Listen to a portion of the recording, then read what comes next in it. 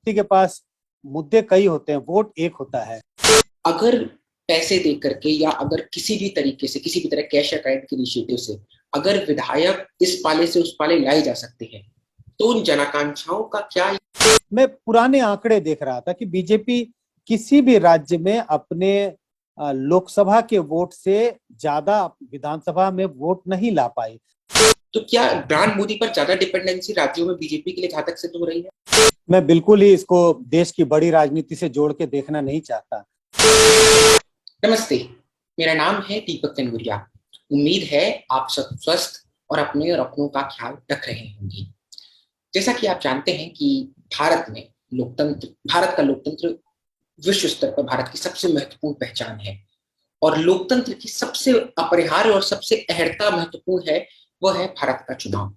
बीते दिनों 4 राज्य और 1 यूनियन टेरिटरी के बहुत महत्वपूर्ण चुनाव हुए।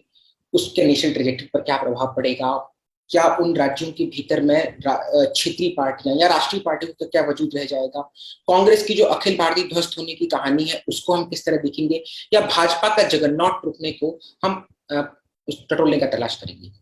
इसके लिए आज हमारे साथ हैं प्रोफेसर संजय कुमार जी। आप डायरेक्टर हैं एसलीएस टेस्ट की। बहुत बहुत शुक्रिया सर, आपने इस प्रोग्राम के लिए हमारे लिए समय निकाला है। Thank you so much and welcome to let a millennial ask.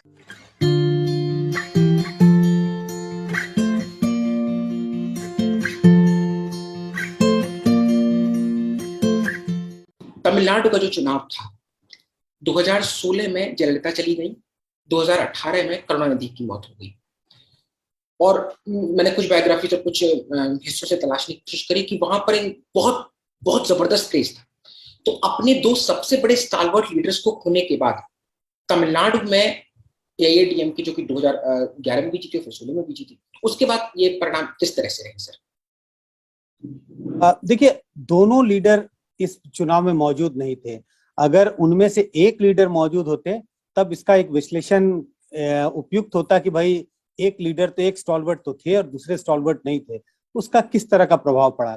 क्योंकि दोनों पार्टियों के स्टॉलवर्ट नहीं थे तो वो एक तरह से न्यूट्रलाइज कर दिया। 10 साल से एआईडीएमके की सरकार थी, और आपको पता होगा तमिलनाडु ऐसा राज्य है जहां पहले कभी भी कोई पार्टी 10 साल से ज्यादा, मतलब ये एआईडीएमके का दोबारा चुनाव जीतना अपने आप में एक इतिहास था। इस अगर पृष्ठभूमि के हिसाब से देखें तो ये बहुत साफ दिखता था कि इस बार एआईडीएमके के लिए तीसरी बार चुनाव जीत पाना तो बहुत मुश्किल है।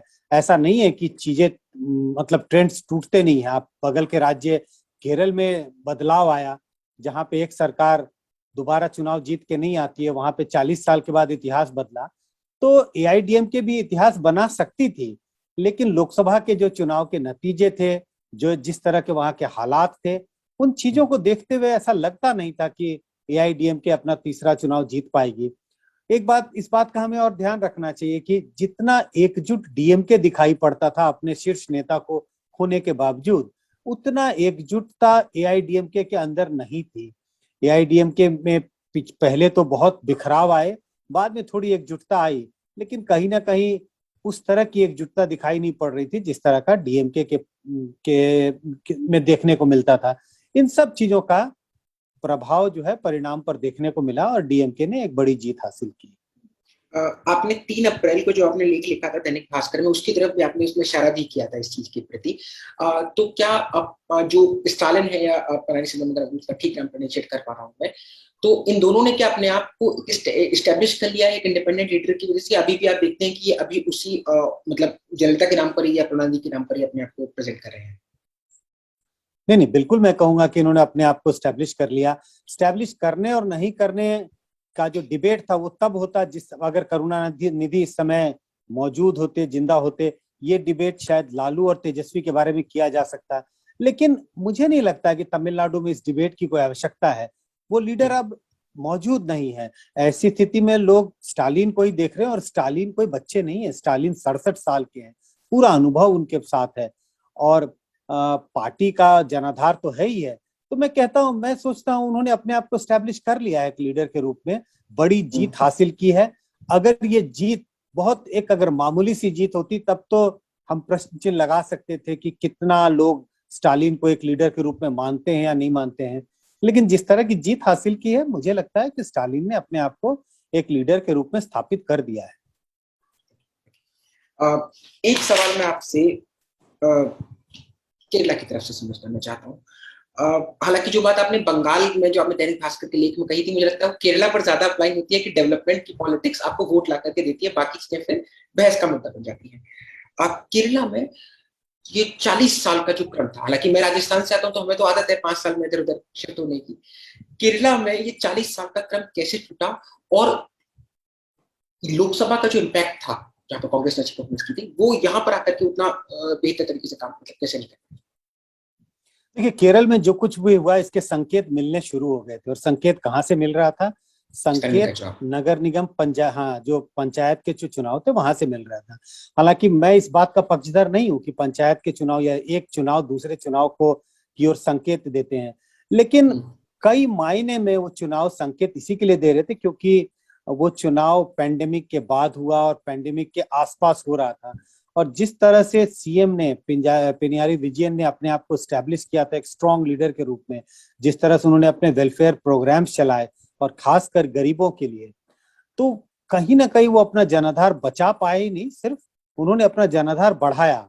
तो संकेत मिल रहे थे कि यूडीएफ अच्छा नहीं कर पाएगी इन चुनाव में, इसके बावजूद कि 2019 के चुनाव में उन्होंने जबरदस्त जीत हासिल की थी। 20 में से 19 लोकसभा सीटें यूडीएफ ने जीती थी, लेकिन उसके बाद वो मोमेंटम वो नहीं अपने साथ रख पाए और जो पंचायत के चुनाव, नगर निगम के जो चुनाव थे, वहां पे से दरार दिखनी शुरू हो गई और उसको कैपिटलाइज किया पिनारी विजयन ने, और उन्होंने जिस तरह से एक स्ट्रॉन्ग लीडर के रूप में अपने आप को प्रस्तुत किया, उसका उसको फायदा मिला। मैं आसाम की तरफ जाना चाहता हूँ और ये मेरे लिए बड़ा ही मतलब मेरे पास जितनी समझ है उसमें मैं उसको देखते हुए मेरे लिए बड़ा ही सरप्राइजिंग रहा। मैं बीते दिनों ये किताब पढ़ रहा था sir, no land's people, Assam NRC crisis पर। उसके कई किस्से ऐसे हैं जो आप बहुत हार्ट ब्रेक करते हैं। क्या वजह रही कि ये सीए एनआरसी का प्रोटेस्ट, मुझे याद है प्रधानमंत्री और गृह मंत्री को अपने दौरे रद्द करने पड़ गए थे एक डेढ़ बरस पहले। तो क्या इम्पैक्ट रहा आसाम पर कि भाजपा वापसी कर पाई? सीए एनआरसी का मुद्दा क्यों एक पॉलिटिकल स्कोर के लिए मतलब इस्तेमाल नहीं हो गया? एक व्यक्ति के पास मुद्दे कई होते हैं, वोट एक होता है। सीए एनआरसी का मुद्दा जो उत्तर आसाम था वहां पे तो बहुत हावी रहा और उसकी वजह से नई पार्टियां बनी। जो लोग, अखिल गोगोई जो इसका एक तरह से प्रतिनिधित्व कर रहे थे, उन्होंने अपनी नई पार्टी बनाई, वो जेल भी गए और जेल से ही उन्होंने अपना चुनाव भी जीता। लेकिन हाँ, लेकिन हमें इस बात का ध्यान रखना चाहिए कि सीए एनआरसी का असर असम के एक भाग में था और उस भाग में भी जो एंटी सीए वोट जो थे, जो लोग उसका विरोध कर रहे थे, वो बट गया। वो कांग्रेस और राजौर दल और जो एकाध और छोटे दल थे उनके बीच में बट गया, जिसका बीजेपी को फायदा मिला। तो दो बातें हैं, एंटी सीए वोट बटा जिसका बीजेपी को फायदा हुआ, और दूसरी बात, इस बात का हमें ध्यान रखना चाहिए कि ये जो एंटी सीए जो विरोध था वो पूरे असम में नहीं हो रहा था, तो उसकी वजह से बीजेपी को इस बात का फायदा मिला। और एक बात का और हमें ध्यान रखना चाहिए कि जब मतदाताओं के पास कई मुद्दे होते हैं, सीए एनआरसी का विरोध हुए तकरीबन 1 साल बीत गए थे, 1.5 साल बीत गए थे, और कई मुद्दे उसके बाद और नए मुद्दे आ गए होंगे। तो जब चुनाव का समय आता है, एक मतदाता वोट देने जाता है, तो उसके दिमाग में कई चीजें होती हैं। पार्टी की पहचान होती है, लोग कहते हैं कि चलो पार्टी की एक नीति तो हमें पसंद नहीं है, लेकिन उसकी जो 10 और नीतियां वो हमें पसंद है। तो पार्टी को देखते हुए हिंदुस्तान का 65% मतदाता अपना वोट डालता है। पार्टी की पहचान या पार्टी के साथ जो उसका लगाव है वो बहुत हावी हो जाता है। उसकी सारी नीतियां उसे पसंद ना भी आए तो भी बड़ी संख्या में लोग पार्टी को वोट देते हैं। ये सारी वजह है जिसकी वजह से बीजेपी वहां अपनी सरकार बचा के रख पाई। मतलब बहुत सारी सीट्स में से प्रायोरिटी सिर्फ एक को मिल पाती, वोट तो एक ही है आपके पास। वही कह रहा हूँ कि कई मुद्दे होते हैं, आपके दिमाग में कई एंजाइटीज होती है और वोट एक होता है। तो किस मुद्दे पर आपका वोट, जब आप वोट डालने जाते हैं तो कौन सा मुद्दा आपके दिमाग में सबसे हावी है? हो सकता है आप पार्टी को पसंद ना करें, लेकिन उम्मीदवार आपके पसंद का है।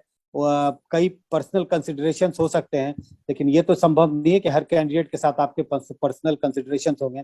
लेकिन जो बात मैं कहने की कोशिश कर रहा हूँ, कई मुद्दे होते हैं, कई कंसिडरेशंस होते हैं आपके दिमाग में, और उन कंसिडरेशंस में से कौन सा कंसिडरेशन जब आप वोट डालने गए हैं, जब आप अपना बटन दबा रहे हैं ईवीएम पर, तो कौन सी चीज है जो आपके दिमाग में सबसे ज्यादा है? और जिस बात का जिक्र मैंने पहले भी कहा, पार्टी की पसंद, पार्टी के लिए अपनापन या पार्टी के साथ लगाव, वो सबसे बड़ी पसंद है। तकरीबन 60 से 65% हिंदुस्तान के मतदाता पार्टी को देखकर वोट डालते हैं। वो ये नहीं देखते कि उम्मीदवार क्या खड़ा किया, वो ये भी नहीं देखते कि पार्टी की नीति क्या है, मैनिफेस्टो की तो दूर की बात है। तो पार्टी की पहचान, और यही वजह है कि कोई भी व्यक्ति जब चुनाव लड़ने की कोशिश करता है या मन बनाता है, वो पार्टी की तरफ देखता है, वो पार्टी की टिकट लेने की कोशिश करता है। तो पार्टी की पहचान की वजह से बीजेपी ने अपना अच्छा जनाधार बनाया हुआ है असम में, और यही वजह है कि बीजेपी को जीत हासिल हुई। ईस्टर्न फुटप्रिंट मजबूत हो गए हैं। मैं सबसे महत्वपूर्ण जिस चुनाव की सबसे ज्यादा चर्चा होती है, पश्चिम बंगाल। मैं इस पर बहुत सीधे इस सवाल ऐसे रखना चाहता हूँ कि पश्चिम बंगाल के चुनावों को, भाजपा की परफॉर्मेंस को 2019 के पैमाने से मापा जाए या 2016 के, और क्या बंगाल का जो सब नेशनलिज्म था वो राष्ट्रवाद के उस ऑक्सीजन 500 mg पर भारी पड़ गया? देखिए, दोनों ही बेईमानी होगी। अगर बीजेपी ये कहती है कि भाई आप हमें 2016 का चुनाव देखें, हमने तो बहुत अच्छा परफॉर्मेंस किया, बेहतरीन परफॉर्मेंस है, 10.5% वोट से हमारा 38% वोट चला गया, हमारे पास जहां 3 सीटें थी उससे हम 77 चले गए, तो हमारी तो जीत हुई है। ये बीजेपी अपने आप से बेईमानी कर रही होगी, क्योंकि उन्हें इस बात का ध्यान रखना चाहिए कि उनका टारगेट क्या था, उनका लक्ष्य क्या था, उन्होंने क्या वादे किए थे जनता से। वो तो बार बार 200 पार का नारा दे रहे थे, और 200 पार के नारे के हिसाब से तो 77 सीटें बहुत कम दिखाई पड़ती हैं। अब दूसरा पैमाना है, क्या 2019 के चुनाव के मद्देनजर हमें 2021 के चुनाव के नतीजों को देखना चाहिए? मुझे लगता है ये ज्यादा सही होगा, क्योंकि 2019 के चुनाव में बीजेपी ने जबरदस्त परफॉर्मेंस किया, 18 लोकसभा सीटें जीती, 40% से ज्यादा वोट थे उनके पास। और अगर 18 लोकसभा सीटों को अगर हम विधानसभा सीटों में परिवर्तित करके देखें तो 121 सीटों पर उन्होंने अपनी बढ़त बनाई हुई थी। तो लोगों को ये उम्मीद थी। और क्या वजह है बीजेपी जो दावा ठोक रही थी, हम सरकार बना पा रहे हैं बंगाल में, या हम सरकार बनाएंगे, इसकी वजह सिर्फ थी उनका 2019 का जनाधार। तो वास्तविक तौर पर 2019 के चुनाव से ही तुलना करनी चाहिए बीजेपी को, इन चुनाव को। और अब उससे जब हम तुलना करते हैं तो क्या देखें कि बीजेपी का प्रदर्शन बहुत खराब रहा। अगर हम दूसरे राज्यों में देखें कि बीजेपी का प्रदर्शन, जब वो एक राज्य में लोकसभा में कैसा प्रदर्शन करती है और उसी राज्य में जब विधानसभा का चुनाव होता है तब उनका प्रदर्शन कैसा रहता है, अगर उस नजरिए से भी देखें तब लगता है कि बीजेपी ने का प्रदर्शन उतना अच्छा नहीं रहा जितना उम्मीद की जा रही थी। बीजेपी का वोट हमेशा, किसी भी राज्य को आप देखें, 2014 से लेकर के 2019 तक जितने भी विधानसभा चुनाव हुए, बीजेपी अपने लोकसभा के वोट को रिटेन नहीं कर पाती है उस राज्य में, जब उस राज्य में विधानसभा का चुनाव होता है। चाहे बीजेपी ने सरकार भी क्यों ना बनाई हो, सरकार बनाने के बावजूद, जीतने के बावजूद वो अपना वोट बरकरार नहीं रख पाती है। तो बंगाल में भी वही हुआ, कुछ अद्भुत नहीं हुआ, कम से कम मुझे तो कुछ अद्भुत नहीं लगा। बीजेपी को 38% वोट आए, 2.5% वोट वो अपने लोकसभा के वोट से उनको नीचे कम आता है। लेकिन सीटों का अंतर इसी के लिए हो जाता है जो बहुत ही अप्रत्याशित है, क्योंकि ममता बनर्जी की पार्टी तृणमूल कांग्रेस ने अपने वोटों में इजाफा किया, जिसका अंदाज शायद बहुत सारे लोगों को नहीं था। उनका वोट 43% था लोकसभा के चुनाव में, और 5% वोट उनका बढ़ गया। इस वजह से सीटों का फासला हो गया। ओके। और मुझे याद है आप ये अगस्त से स्टैंड रख रहे थे उसके बाद से कि वेव भले नहीं हो लेकिन तृणमूल वापसी लगभग, मतलब उसकी गुंजाइश बहुत ज्यादा है। हाँ, इसकी वजह बहुत साफ थी। जिस बात का जिक्र मैंने अभी किया, मैं पुराने आंकड़े देख रहा था कि बीजेपी किसी भी राज्य में अपने लोकसभा के वोट से ज्यादा विधानसभा में वोट नहीं ला पाई। हर राज्य में उनका वोट नीचे गिरा, भले ही उन्होंने चुनाव जीत लिया। और वोटों की का गिरावट कहीं 8%, कहीं 10%, कहीं 20-22% था। तो मुझे ऐसा लगता था कि बीजेपी के वोटों में 10% का तो गिरावट तो नहीं आएगी बंगाल में। लेकिन ये मुझे लगता था कि बीजेपी कोई ऐसी अनहोनी चीज नहीं होने वाली है बंगाल में, जब दूसरे राज्यों में उनका वो अपने वोट प्रतिशत को बरकरार नहीं रख पाए, तो कौन सी ऐसी वजह होगी जिस वजह से बंगाल में वो अपना वोट बरकरार रख पाएंगे। तो मुझे हमेशा लगता था कि उनका वोट 2-3% तो नीचे जरूर जाएगा। और इस बात की उम्मीद थी कि तृणमूल कांग्रेस, जिनके लिए सबसे खराब या सबसे टफ इलेक्शन 2019 का था, इस चुनाव में भी तृणमूल कांग्रेस ने 43% वोट हासिल किए थे। तो इस बात की मुझे उम्मीद थी कि तृणमूल कांग्रेस के पास 43-44% वोट उनका कोर वोट है, वहां से तृणमूल कांग्रेस नीचे नहीं सरकेगी और बीजेपी 1-2% नीचे जाएगी और ये 4-5% का जो वोटों का फासला होगा वो तृणमूल कांग्रेस को एक स्पष्ट जीत दिलाएगी। इसी वजह से आपने अगस्त का जिक्र किया, मैं शुरू से इस बात को कहता रहा कि बीजेपी के लिए बंगाल का चुनाव जीतना लगभग असंभव है। तृणमूल जीत के दोबारा जरूर आएगी। ये बात जरूर है कि 200 पार जो बीजेपी का नारा था और वो तृणमूल के लिए होते हुए, ये तो मैं नहीं देख पा रहा था। मुझे लगता था शायद तृणमूल कांग्रेस बहुत बेहतरीन प्रदर्शन करेगी तो 180-85 सीटें ला सकती है। 200 पार हुआ जी 200 पार हुआ जी। ये सवाल सर मैं एक as a 20-year-old kid who is studying political science from last 2 or 3 years, अगर पैसे दे करके या अगर किसी भी तरीके से, किसी भी तरह कैश अकाउंट के इनिशिएटिव से अगर विधायक इस पाले से उस पाले लाए जा सकते हैं, तो उन जनाकांक्षाओं का क्या, उन निष्पक्ष स्वतंत्र कहे जाने वाले चुनावों का क्या, जहां पर आप जिस सिंबल पर, आपने भी सिंबल की बात की, पार्टी का बहुत महत्वपूर्ण रोल होता है, जिस सिंबल पर उन्होंने चुनाव दिया वो चेंज कर रहे हैं। मैं पुडुचेरी की बात करना चाहता हूँ। तो ये चुनाव किस तरह से? देखिए चुनाव तो निष्पक्ष कहे जाएंगे, क्योंकि निष्पक्ष चुनाव करने का मतलब पैमाना क्या है? जैसे हम कहते हैं कि किसी को बुखार है या नहीं, उसका पैमाना क्या है नापने का? थर्मामीटर लगाया, उसमें अगर पारा दिखाई पड़ता तो हमें कहना पड़ेगा बुखार है।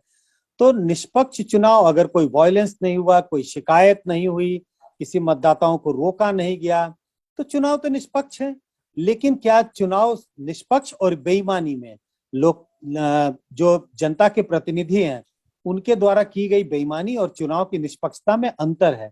मैं कहूंगा ऐसे प्रतिनिधि जो एक पार्टी के सिंबल पर जीत कर आते हैं और फिर रातों रात पाला बदल लेते हैं, दूसरी पार्टी के सिंबल पर चुनाव जीत जाते हैं, वो बेईमानी है, वो धोखाधड़ी है, मतदाताओं के साथ धोखाधड़ी है। लेकिन क्या चुनाव वो निष्पक्ष नहीं मानेंगे? मैं मानूंगा कि चुनाव निष्पक्ष था, लेकिन हाँ, जनता की आकांक्षाओं के साथ कहीं ना कहीं खिलवाड़ या धोखा किया गया, ये तो बिल्कुल मैं मानता हूँ। 2 सवाल मेरे अब इस पर, एक सवाल इस पर पर है। मैं जानता हूं कि राजनीति में 1 हफ्ते का टाइम भी बहुत लंबा होता है और यहाँ तो हम लगभग 3 बरस की बात करें, मई चल रहा है और मई 2024 चुनाव होंगे। इन 4 राज्यों के चुनावों से, एक अगर यूनियन टेरिटरी को मान लें, तो क्या बिग पॉलिटिकल मैप निकल कर आ रहा है? क्या नेशनल ट्रेजेक्टरी पर उसका कुछ फर्क पड़ेगा सर? क्या मैं बिल्कुल ही इसको देश की बड़ी राजनीति से जोड़ के देखना नहीं चाहता। मैं बार बार ये कह रहा हूं कि ये राज्य के चुनाव थे और राज्य के चुनाव के नतीजों को राज्य के इश्यूज के हिसाब से मैं आकलन कर रहा हूं। मैं इससे कोई बड़ा संदेश नहीं देख रहा हूं। इस बात की चर्चा बहुत हो रही है कि क्या ममता बनर्जी एक राष्ट्रीय नेता के रूप में उभर के आएंगी, क्या ममता बनर्जी वो चेहरा होंगी जो मोदी का विरोध करेंगी या मोदी के साथ मोदी को टक्कर दे सकते हैं राष्ट्रीय स्तर पर। लेकिन आपने इस बात का जिक्र किया, अभी 3 साल बाकी हैं लोकसभा के चुनाव में, तो ये बहुत जल्दबाजी होगी। पहला तो मैं कह रहा हूँ बहुत जल्दबाजी है, अभी 3 साल का समय बाकी है, अभी कई और विधानसभा के चुनाव होने वाले हैं लोकसभा के चुनाव के पहले।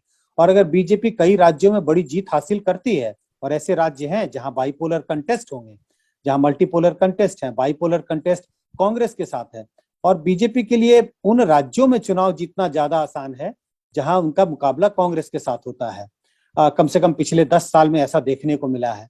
तो अगर बीजेपी चुनाव दर चुनाव जीतना, उनकी जीत शुरू हो गई लोकसभा तक, तो चीजें माहौल बदलने लगेगी। और आज जो इतना इफोरिया क्रिएट हुआ है कि मोदी के खिलाफ एक तरह से ममता बनर्जी उभर के आ रही हैं, उनका चेहरा सारी विपक्ष की पार्टियां एक्सेप्ट कर लेंगी, तो ये थोड़ी जल्दबाजी होगी। अभी हमें थोड़ा वेट करना चाहिए।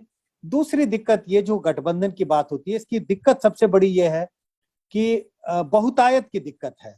एक लीडर नहीं है, कई लीडर हैं। कई लीडर हैं, और वो कई लीडर, सभी लीडर अपने आप में सारे लीडर पॉपुलर हैं अपने स्टेट में। ये जरूर है कि स्टेट का आकार छोटा बड़ा हो सकता है।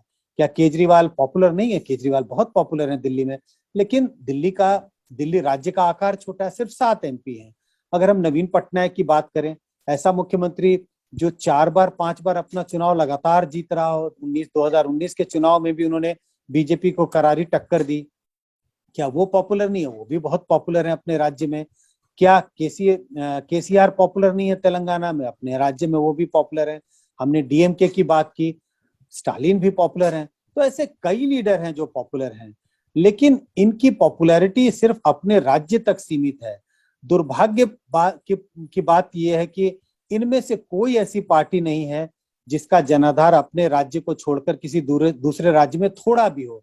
तो दूसरे राज्य में तो इन पार्टियों की जमानत जब्त हो जाती है, अपने राज्य में इनका जबरदस्त प्रदर्शन होगा। जब कभी ये लीडर्स बैठकर एक मोर्चा बनाने की कोशिश करेंगे, संयुक्त मोर्चा बनाने की कोशिश करेंगे, तो सारा का सारा खेल वहीं धरा का धरा रह जाता है। लीडर कौन होगा? कोई भी इनमें से कोई भी लीडर दूसरे को अपने लीडर के रूप में स्वीकार करने में बड़ी संकोच होती है। तो ये जो बहुतायत है, यही इसकी दिक्कत है। इस तरह के गठबंधन बनने में इस बात की जरूरत है कि इनमें से कोई एक ऐसी पार्टी होनी चाहिए जिसका जनाधार दूसरी पार्टियों से लगभग दुगना हो। तो अगर कोई एक पार्टी के पास 30 सीटें हैं, और ऐसी कई पार्टियां हैं, इसमें विपक्ष में कई पार्टियां जिनके पास 20-22 सीटें हो सकती हैं, 18-20 सीटें हो सकती हैं, तो कम से कम कोई एक बड़ी पार्टी हो जिसके पास 60-70 MP हो, उस पार्टी के लीडर को ही दूसरे लीडर एक तरह से अपने लीडर के रूप में स्वीकार कर सकते हैं। तो इसकी दिक्कत है। एक दल के बहुत दूसरे दलों की तुलना में बड़ा दल होने की जरूरत है, तभी ऐसा कोई गठबंधन प्रधानमंत्री मोदी या बीजेपी के खिलाफ राष्ट्रीय तौर पर उभर कर आ सकता है। तो मैं बहुत ज्यादा रीड नहीं कर रहा हूं कि इसका राष्ट्रीय राजनीति पर क्या असर पड़ेगा। ये जरूर है, जिस तरह से कोविड ने महामारी फैली हुई है, उसका राष्ट्रीय राजनीति पर जरूर फर्क पड़ सकता है, लेकिन बंगाल के नतीजे राष्ट्रीय राजनीति की ओर कोई संकेत दे रहे हैं, ऐसा मैं नहीं मानता।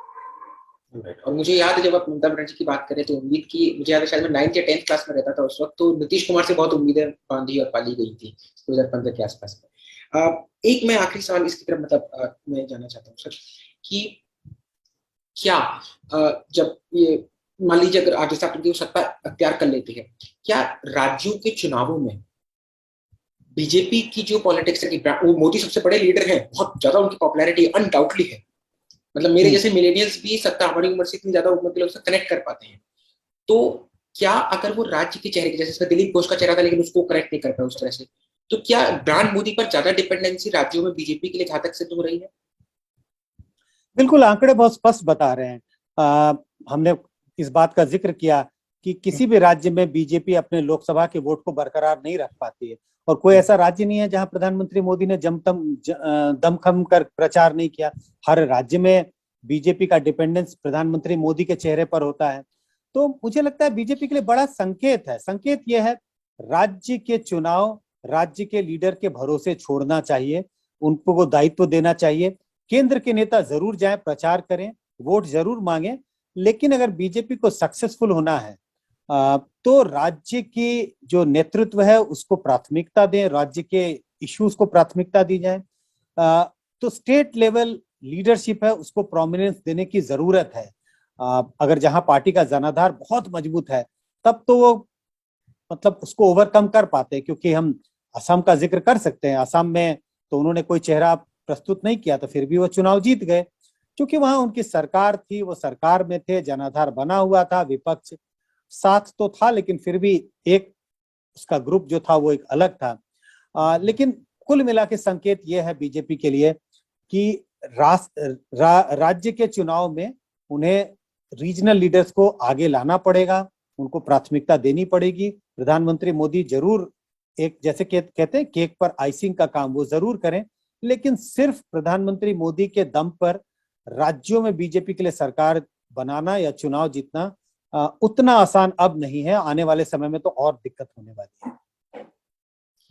शिखर पर पहुंच गए, शिखर पर ठहरने के लिए थोड़ी ज्यादा मेहनत करनी होगी। बिल्कुल, बहुत बहुत शुक्रिया सर। हाँ, एक आखिरी होता, कांग्रेस के ध्वस्त होने की जो अखिल भारतीय कहानी है, जो मैंने शुरुआत में स्टार्टिंग की थी, मैं ये नहीं समझ पाता हूँ कि राहुल गांधी इस्तीफा देते हुए चिट्ठी में लिखते हैं कि मेरे साथ जो लोग थे वो खड़े हुए नहीं थे। ये उन्होंने अपनी पार्टी में लिखा है कि राहुल गांधी के साथ लोग खड़े हुए नहीं थे 2019 का लड़ रहा था। पहले तो मैं नहीं समझ पाया कि कांग्रेस में कौन है जो गांधी परिवार को चैलेंज कर रहा है, ऊपर से वो भी राहुल गांधी को। तो ये कांग्रेस की जो अखिल भारतीय दोस्त होने की कहानी है, इस ट्रेजेक्टरी पर आप क्या देखते हैं सर? कहानी बहुत साफ है। इस कहानी को मुझे लगता है कांग्रेस के नेताओं को, जनता को सिर्फ पढ़ने की जरूरत है, कहानी लिखने की जरूरत नहीं है। कहानी तो लिखी जा चुकी है। केरल के चुनाव के नतीजे और जो बंगाल में कांग्रेस के साथ हुआ, उन्होंने कहानी में और एक एक दो दो पैराग्राफ जोड़ दिए। ऐसा राज्य जहां पे 40 साल से लगातार सरकार परिवर्तित होती रही, सरकारें बदलती रही, और उस हिसाब से तो यूपीए का टर्न था इस बार केरल में। और ऐसी जगह में भी अगर कांग्रेस लेड यूपीए अपनी सरकार नहीं बना पाई, चुनाव नहीं जीत पाई, तो वो एक संदेश है कांग्रेस के लिए। अगर हम वेस्ट बंगाल की बात करें, हम सब जानते हैं कि वेस्ट बंगाल में लेफ्ट और कांग्रेस कमजोर है, लेकिन क्या इतनी कमजोर कि एक भी सीट नहीं, अपना खाता भी नहीं खोल पाई। ऐसा राज्य जहां पर एक समय कांग्रेस ने कई सालों तक राज किया इस राज्य में। तो संकेत बहुत साफ है। असम में उन्होंने एक तरह से अपना जो 2016 का जनाधार तो वो बरकरार रखे, लेकिन उसका कोई फायदा नहीं। ये हम कह सकते हैं कि भाई एक स्टूडेंट जो अगर पास मार्क 33 नंबर है, तो वो 20 नंबर ला करके फेल हुआ या 27 नंबर ला करके फेल हुआ, फेल तो फेल है, फिर भी वो, हाँ, फेल तो फेल ही है। तो असम में भी फेल हुए। तमिलनाडु में आप ये कह सकते हैं पिछलग्गू पार्टी है, छोटी सी पार्टी है, 25 सीटों पर आपने चुनाव जीता, तो आपका जो एलआई है वो तो सरकार बना रहा है, लेकिन आप सिर्फ खुश हो सकते हैं इस बात से कि आप गठबंधन की सरकार में एक राज्य में आप हैं, मौजूदगी आपकी है। हाँ, लेकिन वो सिर्फ मौजूदगी नाम मात्र है और आपका उस कोई प्रभाव दिखाई नहीं पड़ता है। तो कांग्रेस के लिए देखिए, दिक्कत की बात क्या है कि कांग्रेस जिस राज्य में चुनाव हारती है, पहले वो विपक्ष में जाती है, और दिक्कत ये हो रही है कांग्रेस के साथ कि विपक्ष से फिर शासन में आना कई राज्यों में मुश्किल हो रहा है। ये जरूर है, मध्य प्रदेश, छत्तीसगढ़ और राजस्थान में वो वापस आए 15 साल के बाद, 2 राज्यों में 15 साल के बाद और राजस्थान में 5 साल के बाद। लेकिन कई राज्यों में, और बड़े राज्य, हम बिहार की बात करें, हम बंगाल की बात करें, हम यूपी की बात करें, ऐसे राज्यों में कांग्रेस तीसरे, चौथे, 5वें नंबर पर चली गई है। ये चिंता का विषय है। और ये ऐसे राज्य हैं जहां बीजेपी बहुत तेजी से उभरी है पिछले कम से कम 10-15 सालों में। तो बीजेपी का उभार जो है वो कांग्रेस को बिल्कुल एक तरह से सफाया करता चला जा रहा है। उसकी कीमत पर टीएमसी को वोट मिल गया। हाँ, बिल्कुल उसकी कीमत पे डीएमके को वोट मिल गया। बहुत बहुत शुक्रिया सर आपके समय के लिए। मैं बहुत बहुत आभार प्रकट करता हूँ इस बातचीत से। मुझे उम्मीद है हमारे दर्शकों को बहुत कुछ ऐसे समझने को, उससे कई संदर्भ मिलेंगे। बहुत बहुत शुक्रिया आपके समय के लिए, मैं बहुत आभारी हूँ। धन्यवाद। Thank you.